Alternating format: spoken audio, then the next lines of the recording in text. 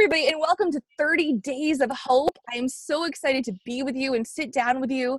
This is such an exciting movement because we're sitting down with wonderful entrepreneurs, musicians, actors, authors, you name it, and we're truly in this together. So without further ado, I'd love to introduce you to a wonderful friend of mine, Maleeka Holloway. And seriously, you are in for a treat. This woman is amazing times 10. So sit back, relax, and truly just soak up everything that you are going to get from this woman. So without further ado, Maleeka Holloway, thanks so much for joining us. Okay. Thank you. Like, I need to put you just like on my shoulder when I go places, like tell them I'm coming. So that was awesome. Like, thank you for having me. I appreciate it. Like, I think this is so necessary right now. Because as we were just kind of saying in our pre-chat, like now I'm starting to feel it. Before I was like, okay, this is fine. Now I'm like, I have cabin fever. Yep. I need to see somebody. And normally that's not me. I can stay in the house for days on end. It'd be perfectly fine. But I think the fact that I can't do it, getting to me. That's the hard part. And just the normal things. I mean, I'm sitting here drinking coffee, but I'm like, I miss my Starbucks. I miss the normalcy of my life. Right. And at first it felt normal because I'm like, well, nothing's changed. Now I'm like, wait, what's actually open? I can't just go, like, now I have to put thought into it, and that part I don't enjoy. No. And my daughter was like, yeah, I'm tired of this quarantine thing. Like, when she prayed last night, she's like, all right, God, if you could just fix this, like, we don't want any more people. She said to perish, not die. And I was like, okay. She said perish. But also it was just one of those reminders, like, okay, the children are paying attention. Yep. They are feeling it too. Yep. It too. How's your daughter been able to work through this? Like, has she been able to contact friends via Facebook, or how has she stayed connected? So they're doing like their digital learning through their online platform, but her teachers are actually using Zoom for twice a week to go live. And so all the kids, you can, when they go live, it's pandemonium because all the kids are like, hey friend, and so I think she's enjoying it. Like it's almost a second thought to her because she woke up this morning, she brushed her teeth, went and tried to eat breakfast, and then she sat down and just started, jumped on YouTube. And I was like, ma'am, did we do homework? She was like, it's not spring break. No, spring break is next week. So she's doing fine. I think that she enjoys the flexibility of not doing anything per se. I mean, her schoolwork probably takes about 4 hours. Oh, that's not that bad. So at least there's some flexibility in there. There's some flexibility in there, but I think just the fact that like we normally go to the movies or we just go to the store or something, but it's like, no, we can't do any of that right now. So for her, she's like, yeah, I'm tired of it, but I don't have to go to school. She's like, I miss my friends, but this is okay. Yeah. Meanwhile, I'm over here like, I love you, but I need a break. Right. So she's doing well. She's taking it's going better than I thought it was. I was like, oh, this is about to be torture. But it almost feels like summer break in a way. Like for her, the dynamic is like, okay, this is summer break. So it's not that bad, but I'm still working. Work has increased for me. So we're making it, making it work. It's good. Good. And you were rated as what? You were like the highest PR person in the company, got all these rewards. You're working with people that are getting on TV stations, radio stations. So you're probably working 24/7 right now. So just pretty much. Those watching, just all those people watching, what is it that you do? How is it working with PR and social media right now? Yeah. So I did win an award as Publicist of the Year last year for this conference called SpeakerCon. So, Publicist, we also help out speakers with getting them booked, making sure their bio is on point, speaker offerings, topics, and all of that. But in my agency, I run a PR and branding communications agency. And so a lot of my clients are small business owners and entrepreneurs. I have corporate clients as well. And so everybody is literally at this point in time in the same space where everybody is relevant to what's happening right now. Like no one is exempt. It's just a matter of finding the angle. So constantly having reporters or writers for different news stations or radio or online publications, offline publications writing me like, hey, I'm writing a story on this. Who do you have? Which is a good thing. I think it's our dream to always have the media reaching out to us saying, hey, I trust you. Who's in your Rolodex? As opposed to us having to, pitch everybody, which we're still doing a lot of pitching. Yeah. But it's just making sure we're able to catch and ride the wave of what's current right now. Because right now the conversation started off here like top level, where it was all we want was medical opinions, the attorney general, the chief medical officer of the United States, whatever all these titles are. But now the conversation has trickled down to everyday people, the people that no longer have jobs, or the people who are now having to work from home, or the small business owner who relied on sourcing from China and, Mexico. It's like, wait, if all of these chains are being interrupted, how are you all surviving? How are you living? And so we're positioning our clients to tell more of that story. Like, I do have, doctors on the roster, so we know what they're talking about, all the health implications, what we could be doing.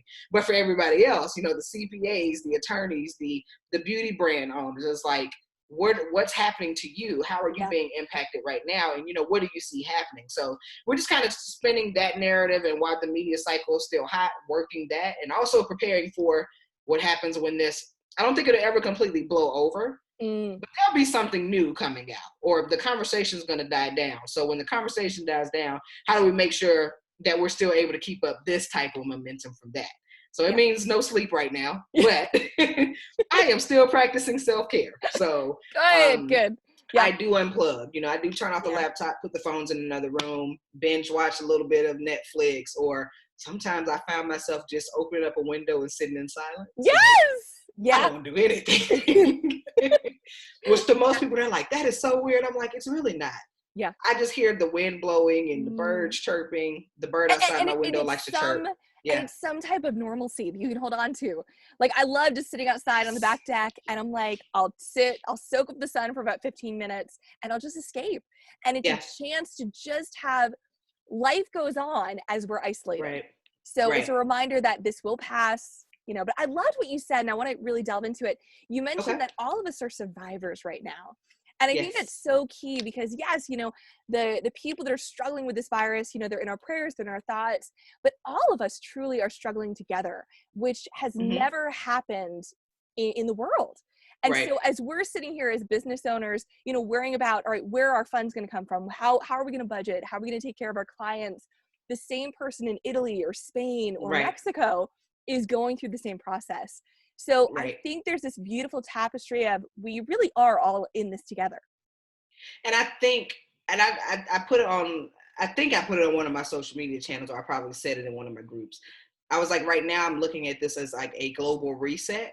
We're all forced to take a step back and to slow down and to identify with other people that we honestly normally don't even care about. And that's really like, we don't care what's going on in Italy. We're in America. What's happening that is going to directly affect us? But now we're seeing that what happens over there does affect us indirectly or directly. So it's like we're all forced to kind of take stock and take inventory to realize, okay, wait a minute. If we're alive and breathing, we're all in this together. So what have I not been able to do that I've always wanted to do? Well, what books are sitting on my shelf that I haven't touched?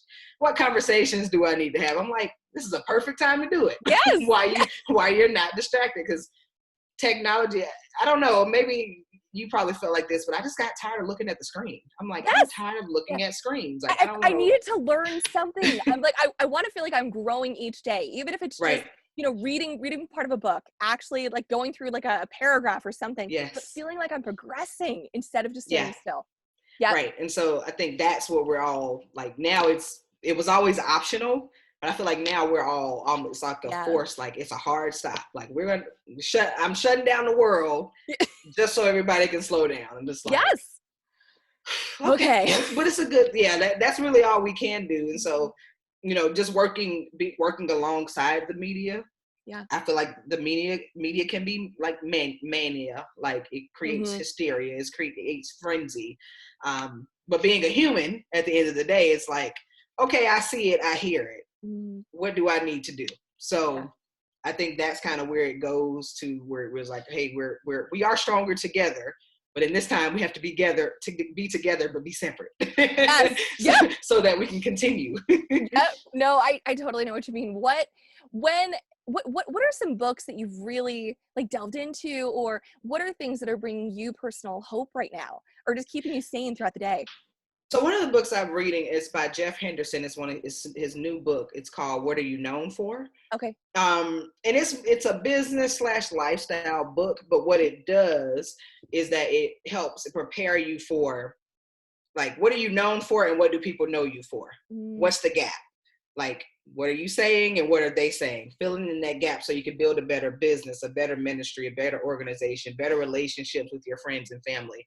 And so that book has been phenomenal, just reading and holding on to that. Like, okay, because of course I'm looking at it from the business lens. Yeah. But when it trickles down, it's like, oh, you know, my family, they see what I'm doing, but they just know me as me, you know, like they don't care about any of that. So that's still a strong, important piece. Like they know me as being wild and quirky and like the random person. So I still have to continue showing up for them, you know, in that way. So that book's been really helpful. And I've actually just been listening to a lot of podcasts. One of my favorites is called Heavyweights, but by nice. Gimlet Media. Yeah. And it's like real people, real life stories of people going back and trying to figure out what happened. So for instance, one of the episodes, a girl got teased in like elementary school by all of her best friends. They toilet papered her house, sprayed bad words on the garage. Okay. She stopped talking to them, but now at 30, she's like, I want to know why they did that. And it's like, why does it matter? But since that time, it's like she kept herself isolated. She didn't, you know, really try to make friends, all because of that one thing that happened in elementary. So it's almost like this being able to go back in time to kind of get resolutions to stuff. And so I like stuff like that. I'm like, I just want to live somebody else's life for a moment. Like, I just want to step in their shoes. Right. And so I like stuff like that anyways. And I always watch documentaries. Like my daughter was watching, I think it's called The Story of God on Netflix. It's like hosted by Morgan Freeman. And I was watching it. She actually sat down and watched a couple episodes with me. I was like, yes. Like, did I ever tell you that I think I actually met Morgan Freeman? No, you didn't. Yes. In New York City. I think he was actually stepping into character.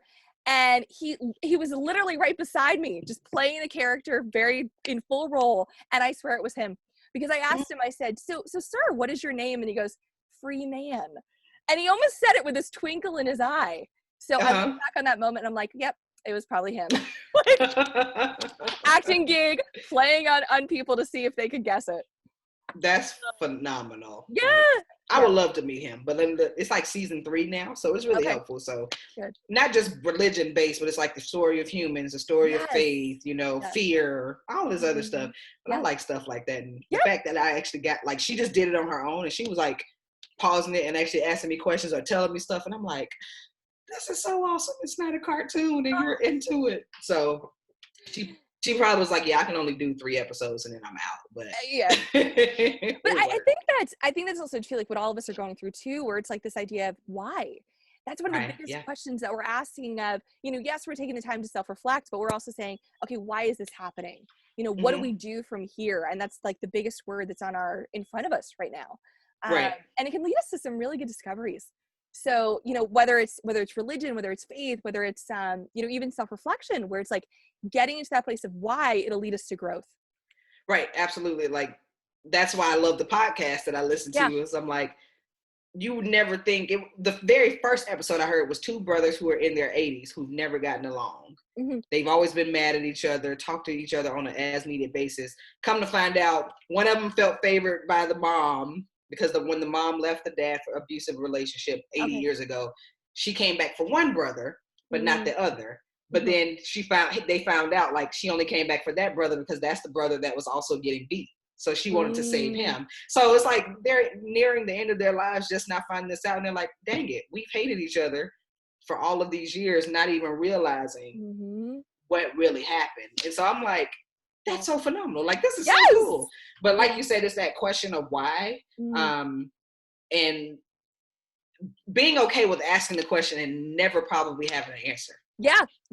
But just going on that journey. the journey, right. The journey is the fun part. And I think we're all kind of in that journey right now. And I used to say, well, some stuff you're on the outside looking in. I feel like right now, all of us are on the inside looking out, like what just happened.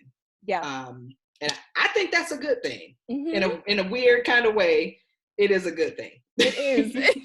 It is. So, well, this has been an awesome conversation, and thanks so much for joining. But before we leave, just for all the parents out there, I mean, I know we have some stay-at-home dads, stay-at-home moms, and people that have never stayed home with their kids. Right, and right. they're trying to figure out, how do I love my child in spite of being with them 24/7? What would be some tips that you would give parents that are really struggling with the idea of how do I really adjust to this new normal Mhm. and help my child through this? I explain, like I tell my daughter, like if I'm here and you see the laptop Yeah. open or you see I'm on the phone, I'm in work mode. Yeah. Soon as I wrap, you are free to dance, skip, ask questions, whatever. If I'm in work mode, let me stay there because this is how we get to live here. This is how you get to Yep. have your own room, that type of thing. But I honestly feel like just let them be, because the same way you're feeling it, they are also feeling it. So you can't necessarily stop them from being them. Of course, you got to keep order in your home. You got to make sure, they're halfway going to bed on time. My daughter stayed up to like 7 a.m. the other morning. So I was like, okay, it's time to do a reset. You're going to bed when I go to bed. But I think just letting them be free and still allowing them to kind of see what's happening. I don't feel like you should like shelter too. I mean, my daughter's 9, so she can understand that there's a problem. Yeah. So the news was on. I would let her watch it for a little while, but then that's just about it. Like, just let them be free. Yeah. Let them know what's going on. Let them know you're concerned too. I think this is a really good time to kind of just have those conversations that you normally wouldn't have. Because it's like, I want to protect my child, but I'm like, clearly they know that something is wrong. Let them know, what's happening on their level. And if they want extra time with you, give them the time. And if they don't, that's okay too. Yes. Don't feel pressured. I love that advice, because I feel like it's so real. And I think that's what kids are looking for. They're dealing with all this stress. I mean, there's a lot of things going in our minds. And so why would we assume anything different about our children? Yes. And absolutely. so allowing them the freedom, like, yes, you want them to keep up with schoolwork and this and that, but their lives have changed just as much as ours. So allowing them to deal with it and kind of go through their own grieving process as well. Yeah. I love it. And not having structure to the point of where you make them fake. You allow them to be real and just go through things as they can. Right. Because I feel like a lot of times with structure, especially with parenting and being an entrepreneur, it actually becomes more stressful to keep a rigid like structure. Yeah. Like I realized, at least for me, for my parenting style, I was like, okay, it is killing me to breathe down your neck. What are you doing? Don't do it like this. What are you eating? Okay, let me see what you do. I feel like I've taught you. So as a 9-year-old, let me see what you do when you're with me. Let me learn what you do when you're away from me. And now I know how to navigate. And so I just kind of have a loose box. It's extremely loose. Like you can't be a little hooligan running around, but I'm not breathing down your neck, because at the end of the day, that's stressful for me. And I know it's stressful for you. Yeah. Like, I don't want your memory or your thoughts of me to be, oh, she's always fussing. She's always picking. No, we're going to work through this thing together. Yeah. I love it. I look back on how my parents raised me, and I think that was the biggest blessing that I had. I was treated like an equal that was growing up to be an adult. And so by the time that I was very young, I would develop my own ideas, and then my parents would hold me to them. Right. So it was such an easier time to get along with them, because it wasn't structured. I didn't feel like they were breathing on my neck. It was just, it was a joint collaboration effort. But you knew you had to answer to them. You did. If I deviate, it's coming. So it wasn't necessarily out of fear. It was like, this is how it is. And so I grew up in a kind of stricter household. Okay. But now looking back, I'm like, oh, she really wasn't strict. It was like, hey, here are the rules. Go. Yep. Let's see what you do. And so I didn't even realize it until I started doing it. I was like, we actually had a lot of freedom. Like it was not a lot of parent conflict, because it was like, I taught you. I told you the boundaries. It's up to you. I can't stop you. And I'm like, but when you mess up, just know you gotta come back here. And I'm like, I don't want to go back there. So let me just. But I was the wild one anyway. So my sisters were like looking at me like, you're gonna get yourself killed. Mama's gonna kill you. But I was that one. I'm like, I'm gonna step over the line and just wait and see if she throws a shoe at my head or something. But it happened a lot. But in my parenting style, I can look back and go, oh, this is what she was talking about. This kid is doing the same thing to me that I did. Yes. Okay. So it's not going to kill neither one of us. We'll be okay. You'll survive through it. Right. So Maleeka, thank you so much for joining us. And what we're going to do is, so for all of our listeners and all of our watchers, we're going to have all the links to Maleeka, including a podcast episode that we did almost a year ago. Yep. So, and in that episode, you can find more about her business and what she does, and even more business tips. All of us are looking for help during this time and resources. Seriously, if you're looking to connect with business leaders, make sure that you friend Maleeka. Make sure that you follow her on Instagram. She really will help you through this transition. So thanks so much for being with us, and it was great to see you again. You as well. Thank you.